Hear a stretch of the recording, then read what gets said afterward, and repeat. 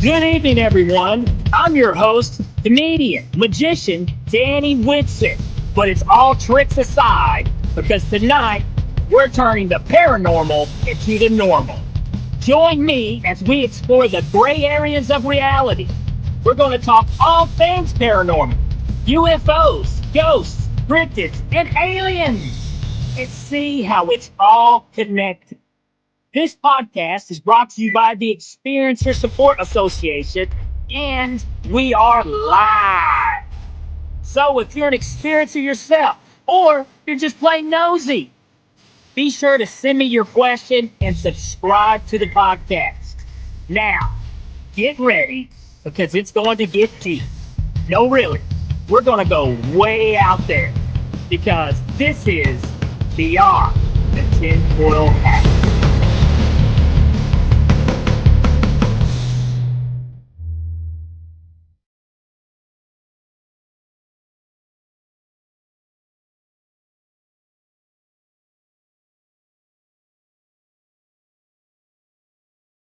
What's happening, my paranormal junkies?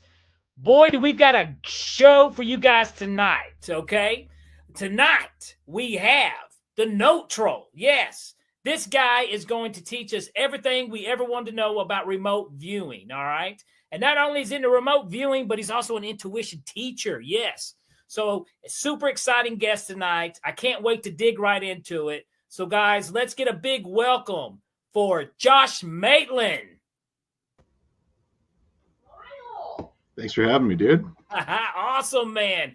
Well, dude, there's so many things, your resume is super impressive. Like I said, we've got remote viewer, and also let's bring this up. Yeah, environmental engineer.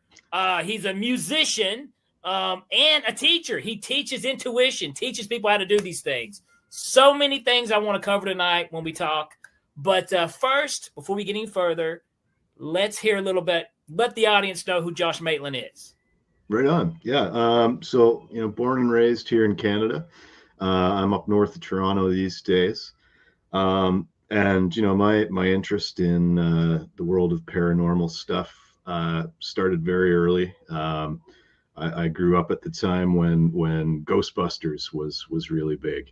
And that's another ad. Let me add this. I got to say, this was impressive too. Okay. I love Ghostbusters, and I know most of us, all you guys watching, probably love Ghostbusters too. But let me tell you what Josh does. This is how big of a geek Josh is. Josh memorized the whole damn movie.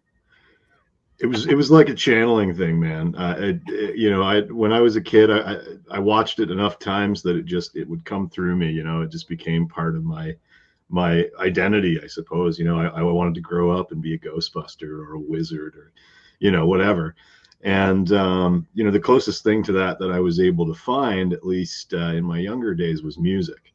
So, we can get into the connotations of music in psychic abilities later. But I started playing piano when I was pretty little, probably 6 or 7, and that turned into guitar when I got to high school, just because it's easier to play in a band with your friends if you're playing guitar, and all the fun things that go with that. And eventually I went off to engineering school.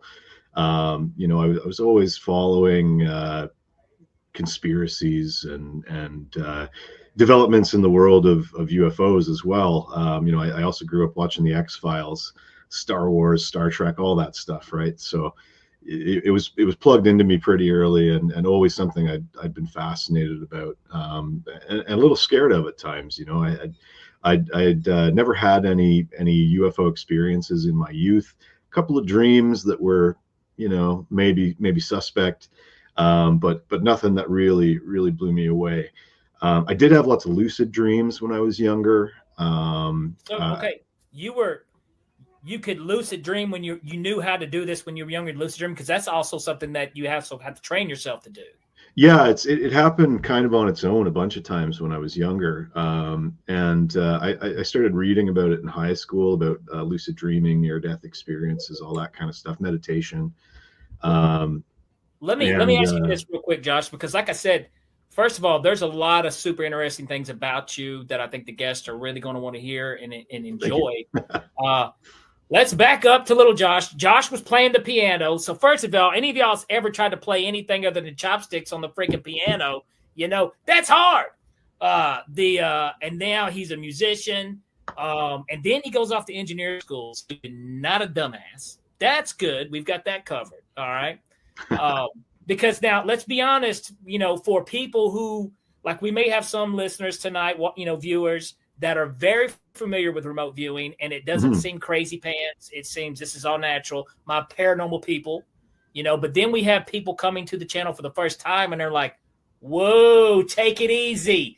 Men that stare at goats, I don't know what's happening here. What's going on? So, you were younger. We could tell you were musically talented. You're a very smart person, engineering background.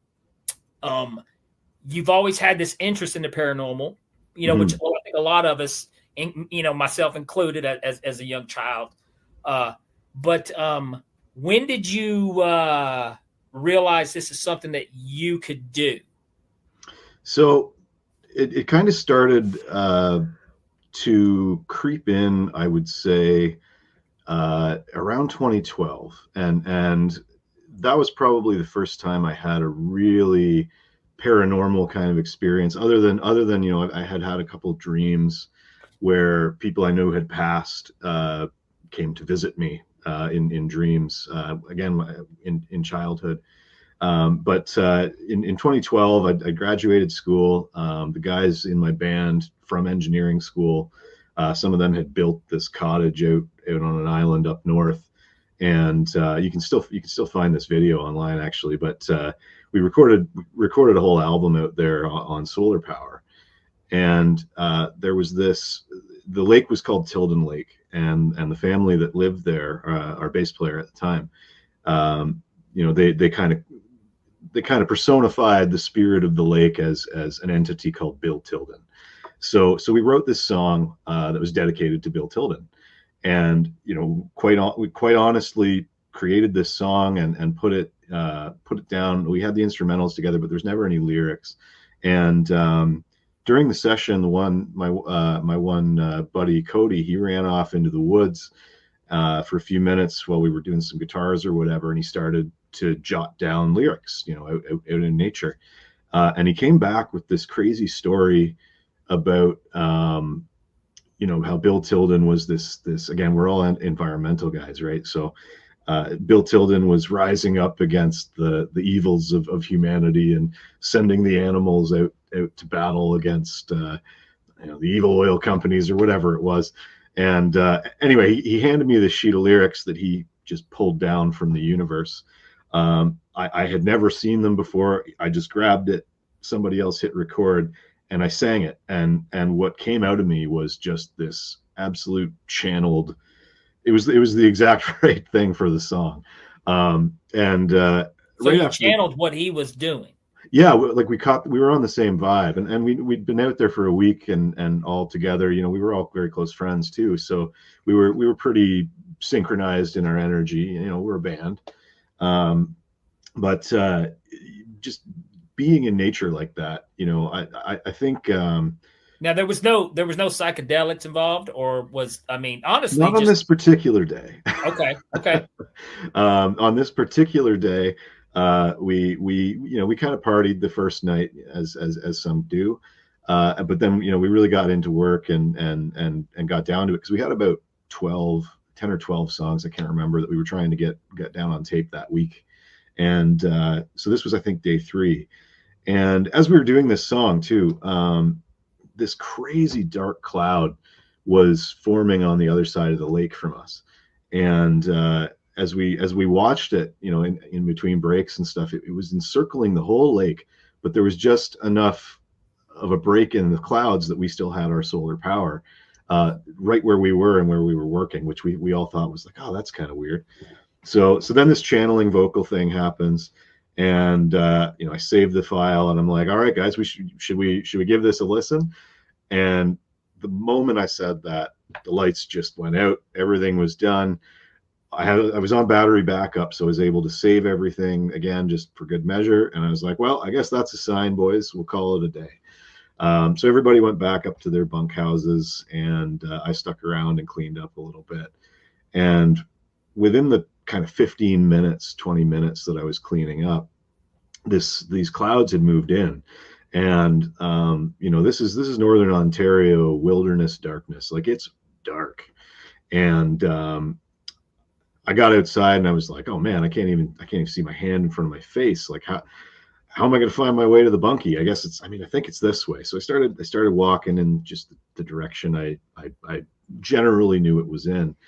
And I see these little blue lights on the side of the trail, and I'm like, oh, they must have put some LEDs in here. So I follow the little lights. They're really faint, quite faint, but they got me to where I was going. I found my way, the couple 100 meters up to the bunkie, and I got in. I asked my bass player, "Hey man, when did you put those trail lights in?"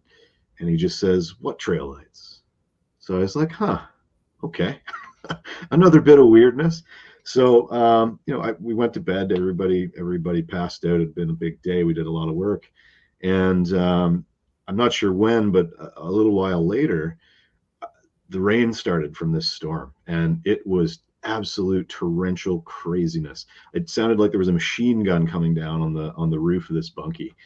And so I get up out of bed, and I sit straight up rather. And the song that we'd been working on all day was just lodged in my head immediately. And I asked my buddy Colin down on the other bunk. I'm like, "Hey man, do you have the song in your head?" It was called Rattlesnake at the time, or the Ballad of Bill Tilden. And he's like, "Yeah." I was like, "I think we should go outside." And he was like, "Yeah." So we hop out of bed, we go outside, and the lightning's crashing, and we both got this song in our head. I start tapping along on the side of the building, and I notice it was a weird time signature, this song. I think it was like 11/7 or something mathy like that. And every time I got back around to the one on the beat, boom, lightning. And this kept going. I was like, I think the lightning is in time with the song in my head. And Colin said the same thing. So we just watched this unfold, and the guys in the other bunkie eventually kind of came outside. We were outside slamming on the walls, and lightning was flashing. And then these little blue orbs started showing up again. And Oh wow. they kind of popped out of existence out in the woods. And it was just the weirdest, coolest thing I'd ever experienced. It really felt like the spirit of that place had come to support what we were doing, or had resonated with what we had put out there, which was really cool. It was a really cool experience. It was a once in a lifetime thing, and I've since had some other interesting things. Now, this is okay. First of all, just to make sure we clear this up, there's no way the orbs that you were seeing could have been fireflies or anything like that. I don't know if you guys have fireflies in Canada, correct? We do, but okay. I hadn't seen any for the rest of that time I was out there. So gotcha. I don't think that's what it was. And the thing that really sends it for me was that in my time of need, in the darkness, these lights showed up and guided me to the bunkie. And it was really weird. And it did really feel like not like UFOs or aliens per se, but certainly nature spirits. Like it was a profound and enlightening experience. I find interesting, real quick. I want to say real quick, with you being an engineer, I've met a lot of over the years. I'm a professional magician, so when I do my shows, sometimes there's an engineer in the audience, and they'll come up afterwards, and they have thought everything through. And they'll have this crazy explanation of how I did something, even though, yeah, it's interesting. That would work, but you're wrong. But that would work. So the thing I love about you is you've got this engineer brain. So there had to have been some time to where you were, but your mind's also open. Basically, you're a problem solver, and these are the explanations that you've given yourself. So that's why I find that even more credible on your side. We've got a question right here from our main private UFO paranormal investigator, Ryan Stacy, right here from the Tesla Network here. He's got a question. Did you know it is common that paranormal experiences and music interconnect, drawing from the ether. Oh yeah, yeah. I've got Grant Cameron's book. I think it's called Music and the Paranormal, or the Paranormal World of Music, sitting here in my book pile actually. Yeah, that's super true, and I do have a theory behind that. I can share it with you now if you want. Absolutely, let's roll Okay, it. so and I'm going to get into quantum physics land a little bit. Oh, I here love that too. stuff, dude. I love it. Okay, so my general theory of reality, I guess you could say, is that the universe itself is a song. You know, the root note being love. You know, that core vibration, that creative energy of the universe that we see in nature, that we see in music, or any kind of creative process, right? And so again, like I felt very compelled to play music from a young age, and it's always been a part of my life. And you know, my intention with music was, you know, I want to do magic, man. Like not stage magic per se. I don't have the dexterity for that, but I can slap a bass all day long with no problem. Slap at a bass. But yeah, so I think the connection between music and the paranormal is just that, you know, at a quantum physical level, everything is just vibrating energy with information associated with it. So and you know, that information may be you know, that this is made of paper, or that, you know, this is a can, or you know, this pen is black and it's located at this particular place in time. But you know, everything has information associated with it, and at a fundamental level, everything solid, or even, you know, less material things like thoughts and emotions, all of that is vibration. Yes. And yeah, music is just vibration. It's sort of I think one of the coolest things you can do to connect with the universe. You know, when I'm up on stage playing, that's kind of the most tapped in ever that I am. Remote viewing as well. It's I've noticed a lot of correlation actually when I moved into remote viewing. So I guess I can get back to my story here. After that experience in 2012, you know, I kept working as a recording engineer, civil engineer, environmental engineer, and you know, just playing with new bands, and I didn't really explore the paranormal too much for a while after that, other than, you know, keeping up with whatever was happening in UFO news and things like that. And then I think it was 2017. I went to make a course in my studio. I had a buddy from Chicago come up. We booked the weekend off. We booked a film crew. You know, it was this big exciting thing. We had a band from London come up, London, Ontario, that is. And yeah, we were going to just basically shoot the process of recording a song, teach people how to do that. And on the very first night of that session, it was about 9 p.m. and I had this really strong feeling that I needed to go home and check on my dog. It hit me like a brick. And I looked at the time and it was like, oh, it's 8 o'clock. Yeah, I really need to go check on the dog. Like they've been alone for a while. And it was just this crazy thing. So, you know, the other guys stuck around the studio for a bit. They were going to do a couple other things. And I headed home, you know, had to feed them and whatever. And as I got, you know, I'm about 20 minutes away from my studio. So I got about 10 minutes out from home. And that feeling just got really urgent. So I busted it home and I walked in the door and immediately just felt like something was off. And I found my dog, the older of the two, a golden retriever. He was on the floor, lying there, very ill, not doing good at all. I managed to get him outside, and unfortunately he passed. But that premonition got me home in time to say goodbye, which I'm very grateful for, as sad as that was. And as you can imagine, it completely derailed my project for that week. But yeah, so that was a really crazy experience for me as well, certainly emotionally, but it kind of opened my eyes again to this whole world of psychic ability and premonitions and things like that. So again, when you go back, because a lot of people you hear a lot of people tell stories like that. They've got this feeling, something, and something they love, something that close to them, something's going on. And, I think there most definitely something is, I think a lot of people experience that or have at least one time in their life had some type of experience like you had with your dog. Yeah. And I'm with you on the same note that I think a lot of our thoughts, a lot of things are vibrations that are out there. Like you hear people, say positive things, have positive thoughts. And I know the cliche and how corny, you hear it all the time. Yeah. But I think there's something real to that. It's so true. There really is a lot to it because, your subconscious mind picks up everything, like everything that you see, smell, taste, any sensory stuff that's going on in your vicinity. Your subconscious is aware of it. But it's screening out, it's filtering out all kinds of crap, because if you were, again, we mentioned psychedelics a little while ago, but when you're taking something like that, it sort of peels the filters back and you're experiencing more of that wider reality, right?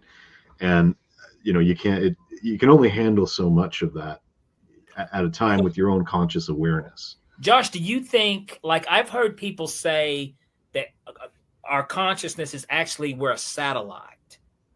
Yeah. I think it is a lot like that. I think we're capable of receiving any of this information and energy, or at least receiving sort of resonance with that.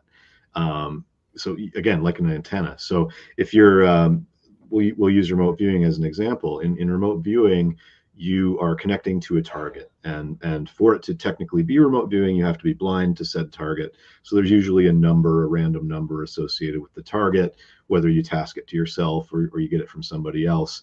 That number is your target. You don't know what it is, but you can intentionally connect to whatever that number represents, and that's how you start your remote viewing session. You write the number, you connect by drawing a little ideogram on your page, and then you start to let that sensory information resonate. And it is really, I think, a lot like that, where you're receiving that information. And so in the case of my dog, I imagine you've probably had the experience where you think of somebody and then you get a phone call or a text from them. Like everybody's had that, right? Absolutely. That's another example of what's called spontaneous psi, PSI. It's psychic connection, non-local perception to something, usually something that has a lot of emotional resonance. So again, if it's somebody you love calling you, or your dog is sick, or whatever it is, those spontaneous moments of psi are essentially your subconscious, your higher self, whatever you want to call it, basically telling you, hey, something's up, pay attention. And honestly, I've had other incidents where I decided to stop for a break on the highway, and then 10 minutes later, we pass an accident that we probably would have been in if we hadn't stopped, and things like that. It's that spontaneous psi is since I've started doing remote viewing, I have a lot more of that, I find. Now I've heard stories. I've heard stories where people tell, just like how you mentioned, like the car wreck story. Like I was driving down the road and something told me to move over in this other lane. Just do it now. 100%. And they do this, and then they avoid a terrible accident. Something happened. And now, and sometimes people associate this with paranormal, past loved one, someone trying to protect them. Or it could be in a situation, it could be somebody 100 miles away, 200 miles away.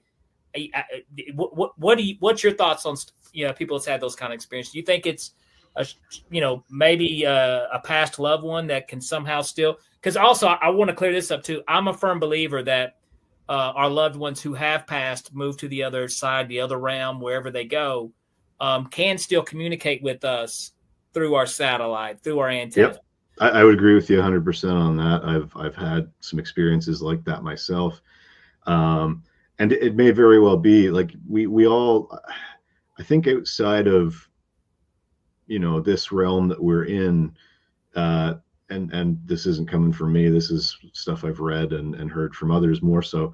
But linear time doesn't necessarily apply in these other realms, right? So, but the energies and information and resonant, spirits or entities in those realms can interact with us at any given time. So I think there's probably lots of cases where it probably is protection like that. It's in either case, either way, I think it's your intuition kicking in when that happens.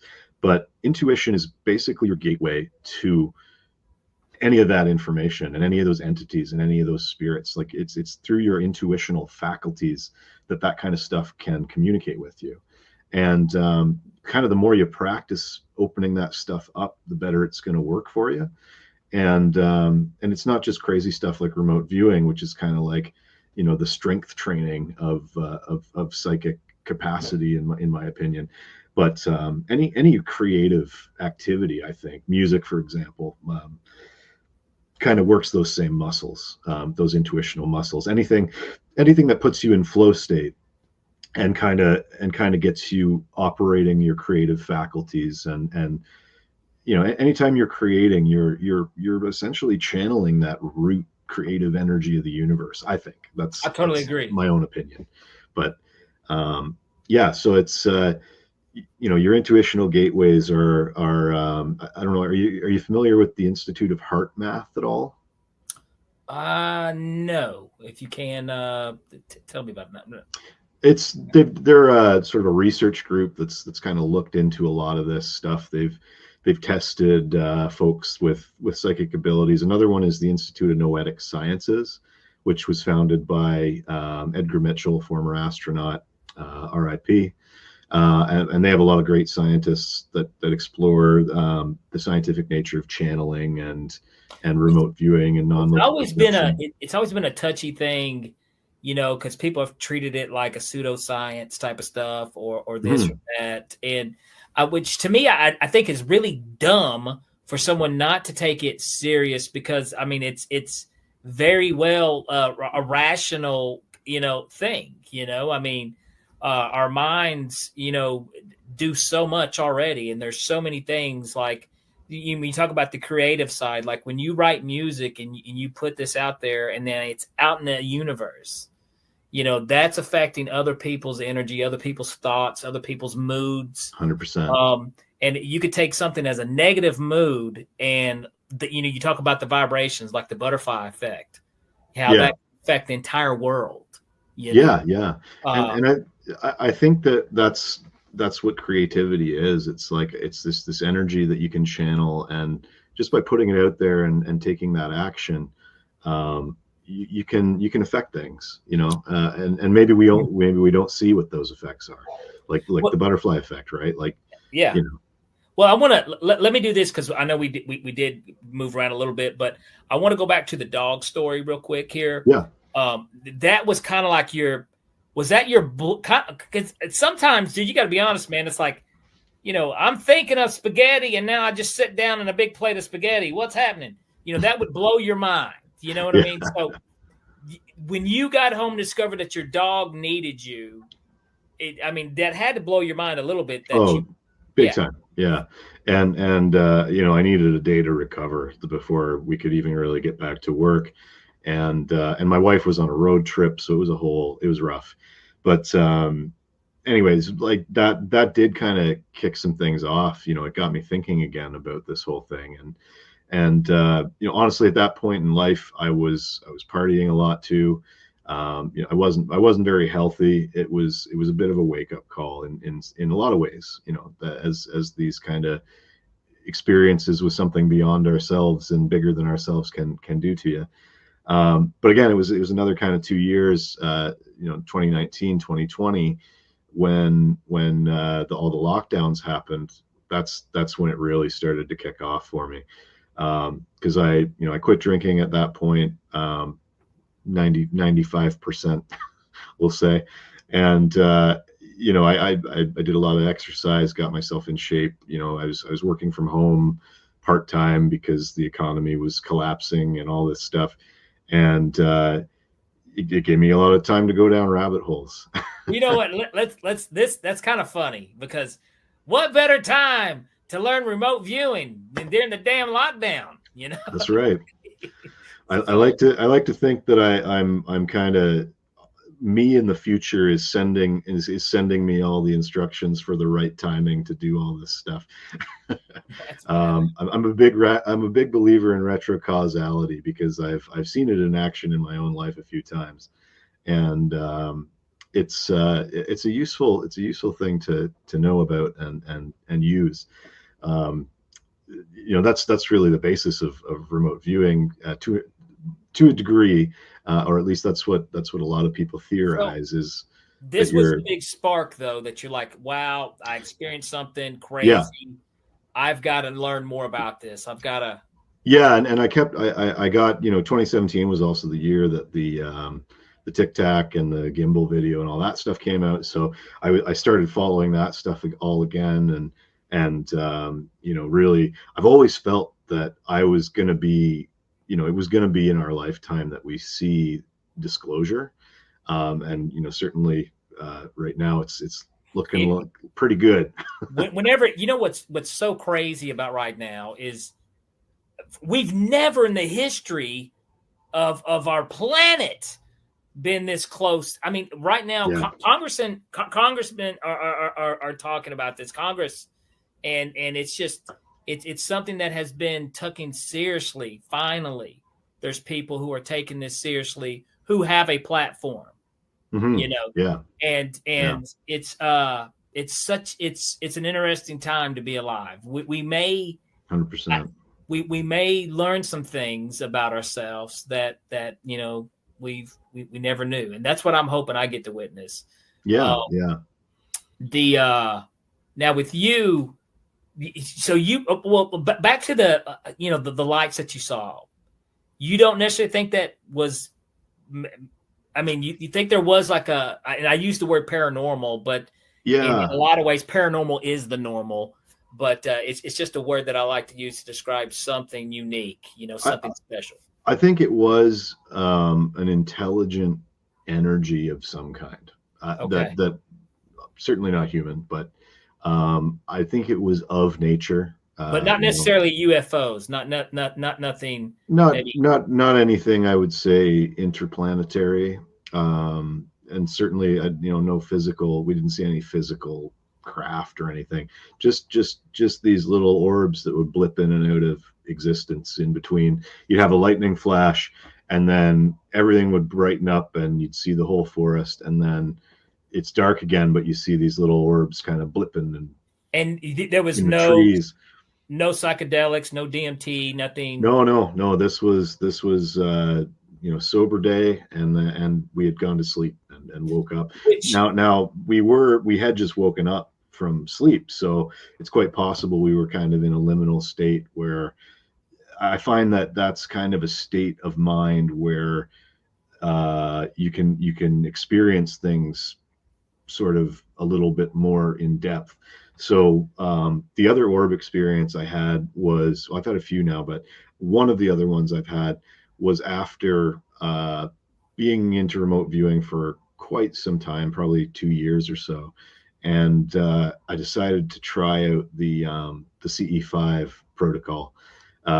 Just essentially not, I didn't sign up for the app or anything, but I kind of got the gist that it's, you meditate with the intention of connecting with benevolent, non-human intelligence. The right? CE5 protocol. That's the Stephen Greer thing. His contacting non-human intelligence with meditation thing.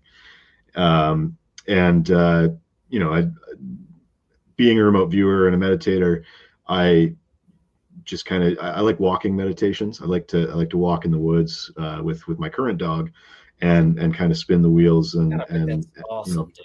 I bet that's my favorite form of meditation. Bet that is okay. let me say some quick things real quick. First of all, I'm not very familiar with meditation. I did it one time.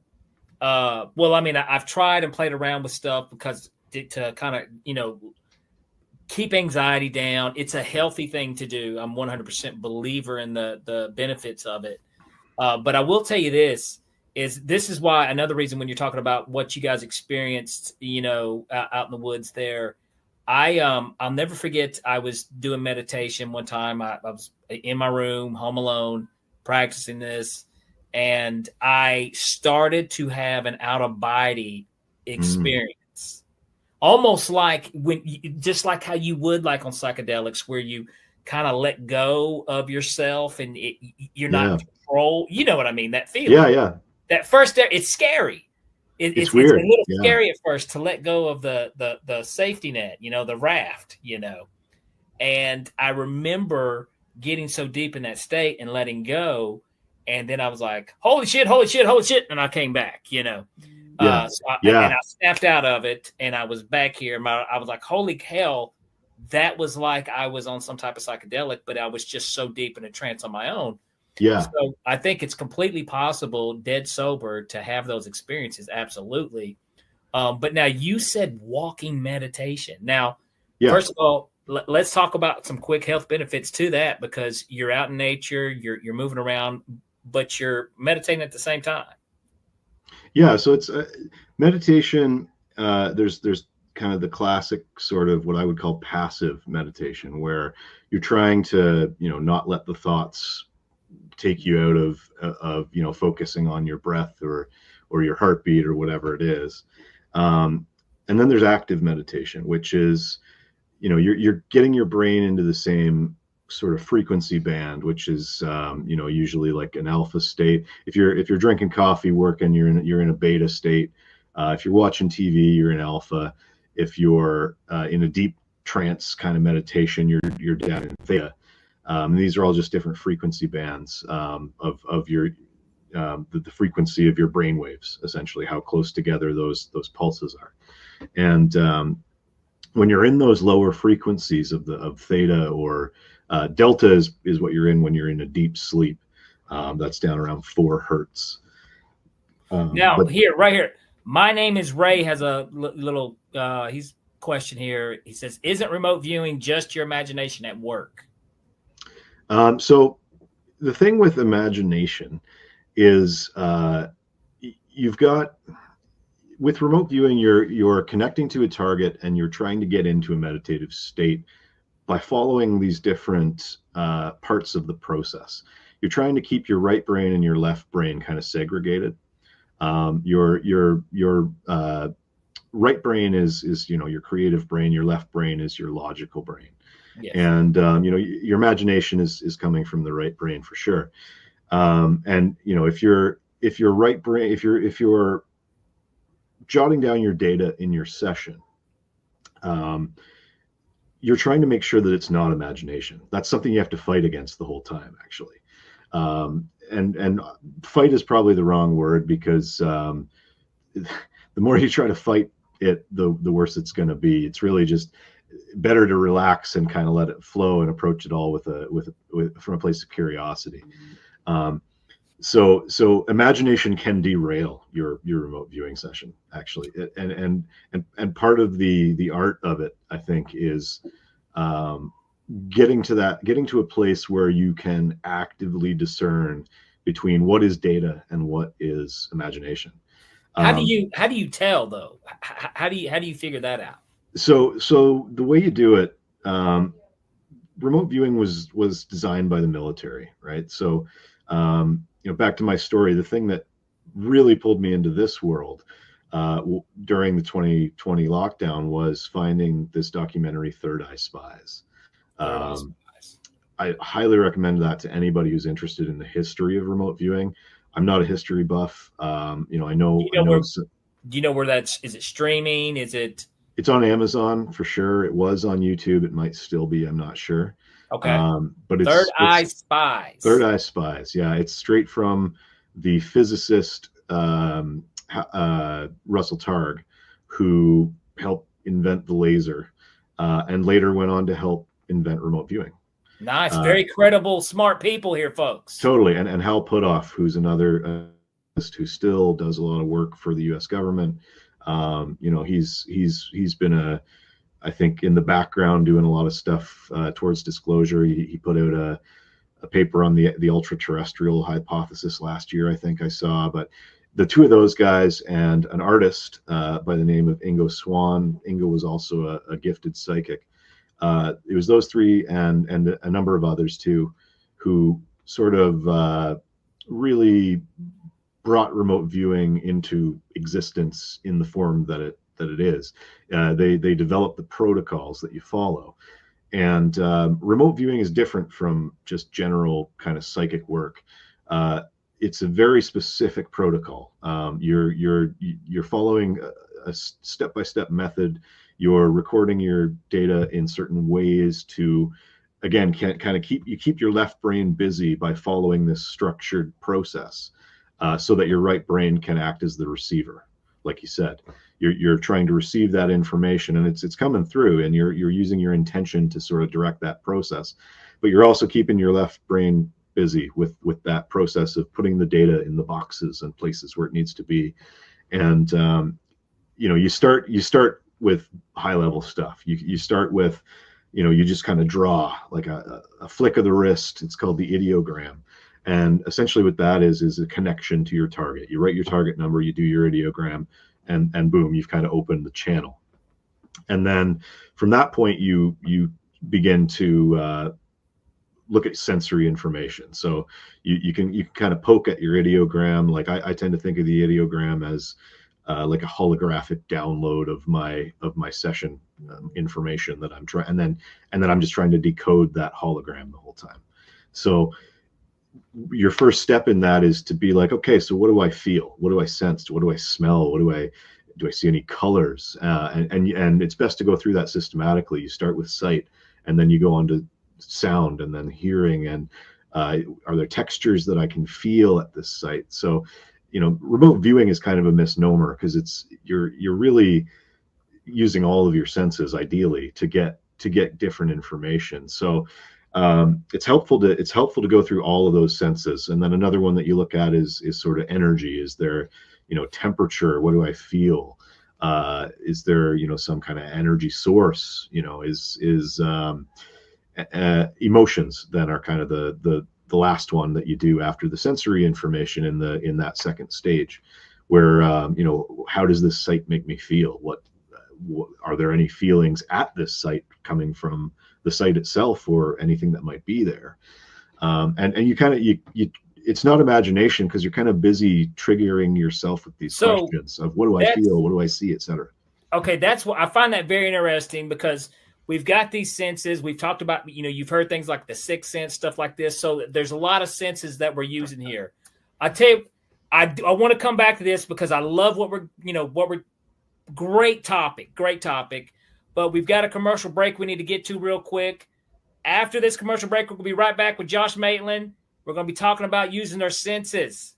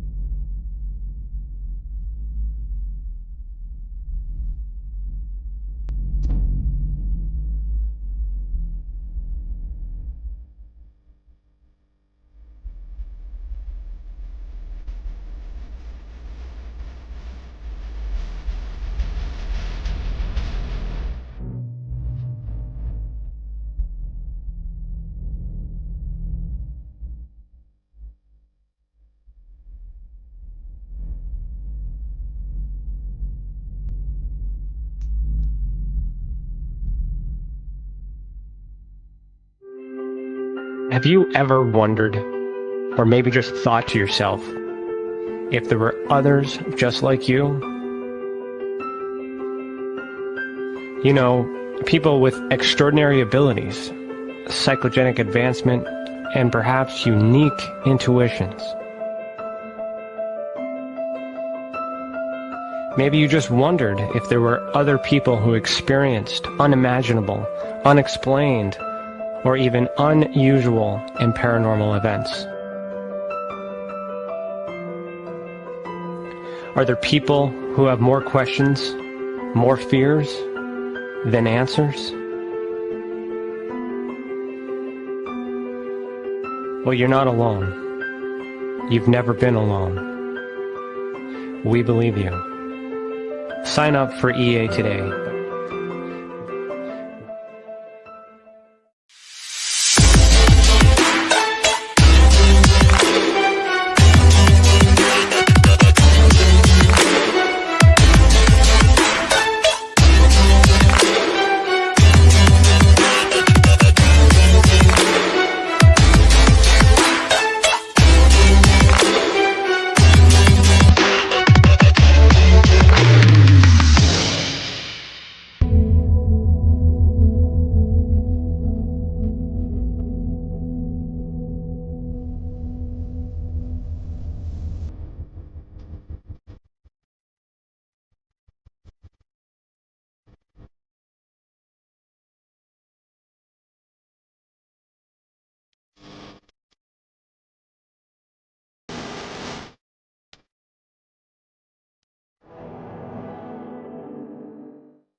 It's your business. It's your property. Your assets are worth protecting. Blacklight Investigative and Surveillance Services specializes in patrolling and inspecting residential or commercial property against fire, theft, vandalism, terrorism, and illegal activity. People and buildings are monitored to prevent crime. Keep your property, your people, and your assets safe from threat. Our elite staff are dual licensed private investigators and security guards. Blacklight Investigative and Surveillance Services. Go to blacklightiss.com.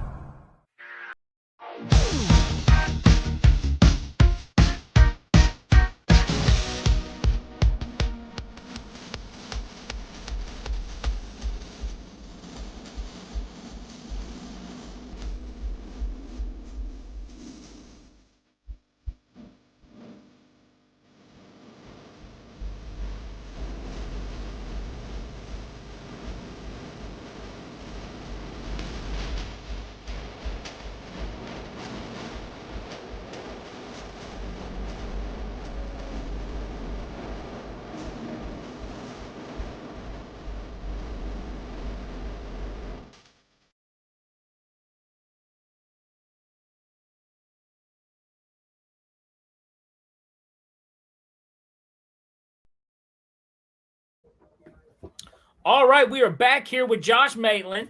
Also, the Note Troll. I don't know if I mentioned that earlier there, but we were talking about our other senses. That this is how you could tell the difference between imagination and the remote viewing side when you're really connecting. Yeah. And I find that very interesting because I always talk about we have touch, smell. There's here I know there's more senses. What is it? Taste, touch, smell, and the other senses that. But what you're talking about, it's almost like remote viewing uses all these together. There's a use for all of these. Yeah, it's the way I see it is that and this is kind of debated, I think, in the remote viewing world, but a lot of people think you're kind of projecting out to the target. I think you're kind of more going in, through the heart portal, the heart chakra. I think that's kind of we sort of touched on heart math and stuff for a little moment there before, but the intuitive system is really your heart, your brain, and your gut. That's sort of where this stuff flows.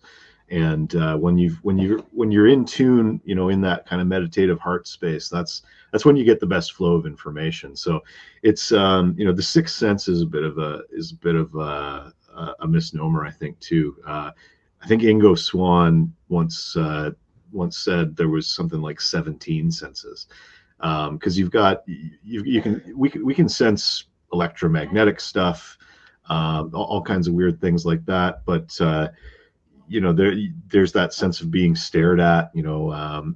Absolutely. But you know, something else I want to add real quick is I always bring this up. Okay, now we've got sight, we've got hearing, we've got taste, we've got touch, we've got these senses that we use, that we have evolved to use. Yeah. Based on our environment, based on what's around us. You know, if the light didn't exist, we probably wouldn't have eyes. Mm-hmm. Granted, you know, there'd be no sense, you know, no reason for it. Think about some of the things also that I always throw this out here. Think of the other things that do exist in the universe that we can't measure because we don't have the senses in order to be able to measure these things. Yeah. Yeah. Or we don't know how to use the senses that we have in order to measure these things.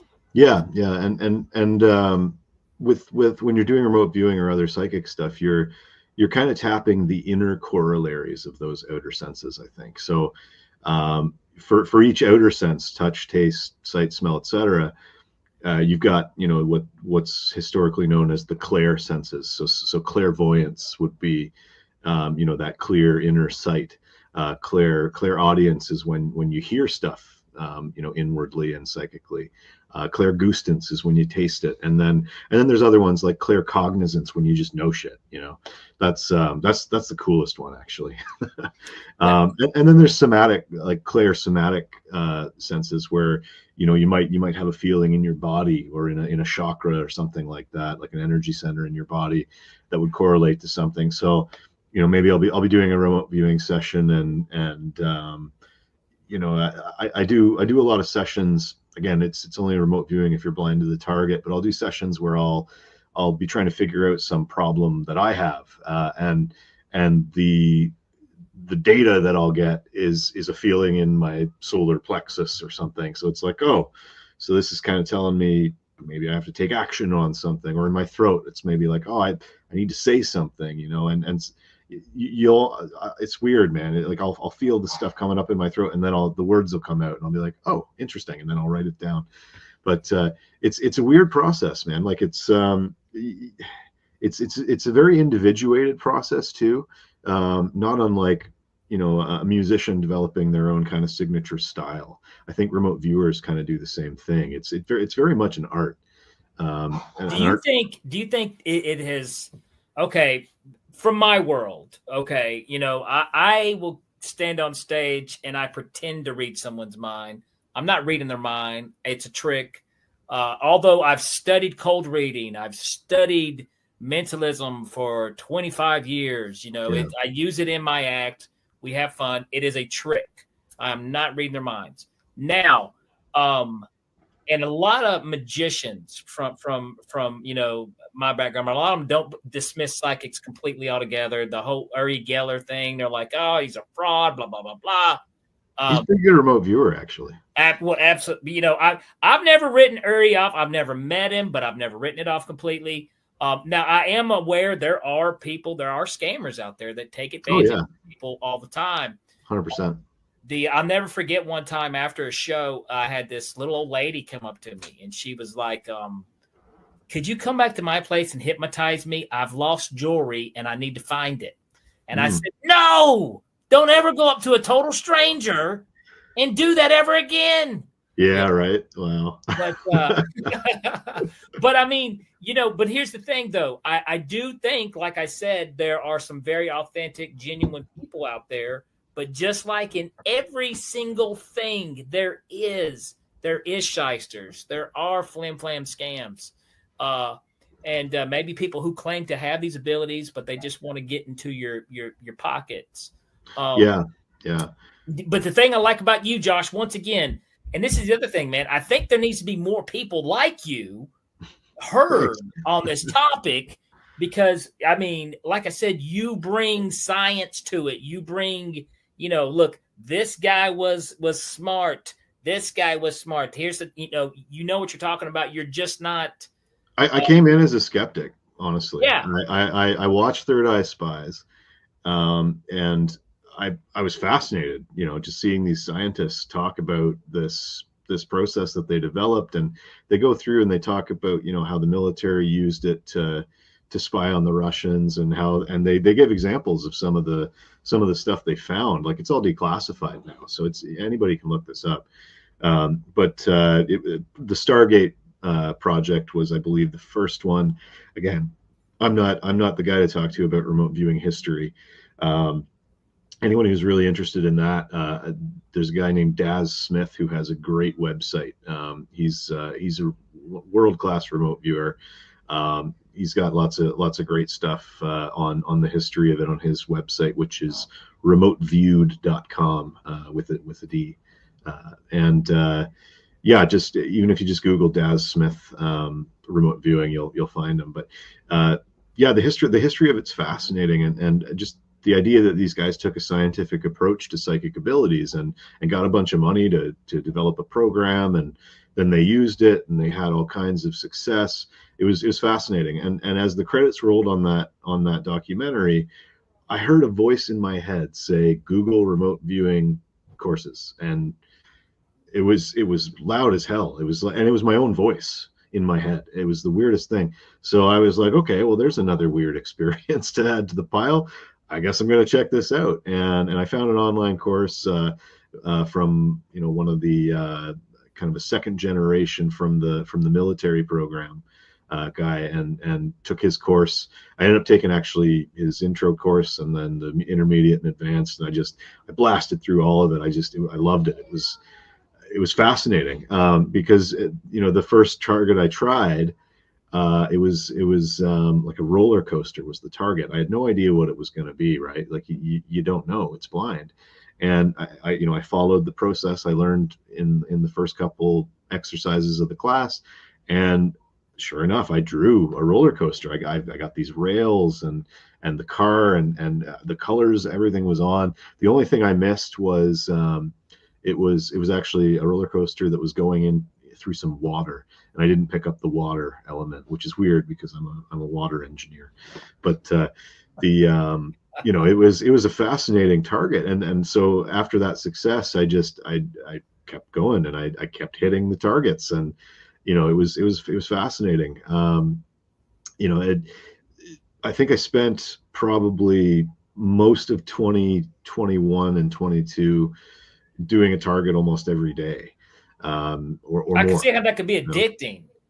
It is. It's like, whoa, holy hell. It's so cool. It feels really good when you hit it too, because it's like, holy shit, I just did that. Like, it's this wild thing, and it blew my mind, and that set me down further rabbit holes. I went and I had to look up, who are the people doing this in the world, and I found a whole community of people that do remote viewing. There's a remote viewing subreddit and Discord. I did a podcast recently with some friends that are it's called the Psychic Guys podcast. It's a bunch of remote viewers and psychics that talk about their experiences doing remote viewing and psychic stuff. But yeah, it was great. So I spent that kind of 2-year period just jamming with people, on targets. Someone would set a target up, and we did one on. So there's this phenomenon where anybody that learns remote viewing pretty much tries to win the lottery with it, right? Like, why wouldn't you? And so many people, myself included, you start on the pick 3 or the pick 4 or whatever, and I will just consistently get 2 out of 3, and like I'm hit, and then that one that's off is off by exactly 1 or something like that. And it's the very first time I did it. It was I was using dowsing as opposed to remote viewing for this particular thing. But there is, I woke up in the morning, I was in that liminal state, and I was like, okay, what are my numbers? And I ended up with like 359. And this was the first time I tried it. I didn't buy a ticket, checked it later that day. Sure enough, it was 359.